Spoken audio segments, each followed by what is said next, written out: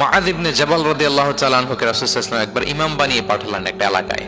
তো ওই এলাকার লোকেরা ছিল শ্রমজীবী সাহাবী, শ্রমজীবী। উট ব্যবহার করে সেখান থেকে কুয়া থেকে পানি নিয়ে খেজুর গাছের মধ্যে দিত। সারাদিন যখন কষ্ট করতো, হার্ড ওয়ার্কিং করতো, বিকেলে ক্লান্ত হয়ে পড়তো। তো উনি মাগরিবের নামাজে সূরা বাকারা দিয়ে একবার তেলাওয়াত শুরু করলেন। সূরা বাকারা কোরআনের সবচাইতে ছোট সূরা নাকি সবচাইতে বড়?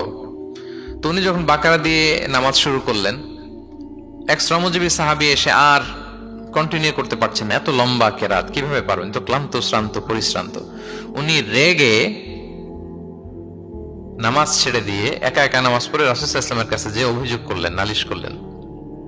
বললেন, ইয়া রাসূলুল্লাহ, দেখেন এমন একজনকে ইমাম করে আমাদের এলাকায় অ্যাসাইন করেছেন, উনি মাগরিবের নামাজে পড়তেছেন সূরা বাকারা, আর আমরা সবাই শ্রমজীবী কৃষিজীবী মানুষ। রাসূল সাল্লাল্লাহু আলাইহি ওয়াসাল্লাম রেগে গেলেন। মুআয ইবনে জাবালকে ডেকে বললেন, মুআয আফাতানুন আনতা ইয়া মুআয, তুমি কি ফিতনা ছড়াচ্ছ সমাজে? তোমাকে পাঠিয়েছি কমিউনিটির ইউনিটি ধরে রাখার জন্য। আফাতানুন আনতা ইয়া মুআয, হে মুআয, তুমি কি সাব্বিহ ইসমা রাব্বিকাল আ'লা এই সূরা পারো না? ওয়াশ-শামসি ওয়া দুহাহা এই সূরাটা পারো না? ওয়াদ-দুহা ওয়াল-লাইলি ইযা সাজা এটা মুখস্থ নাই? এই ছোট ছোট সূরাগুলো থাকতে তুমি বাকারা দিয়ে পড়তে গেলা কেন?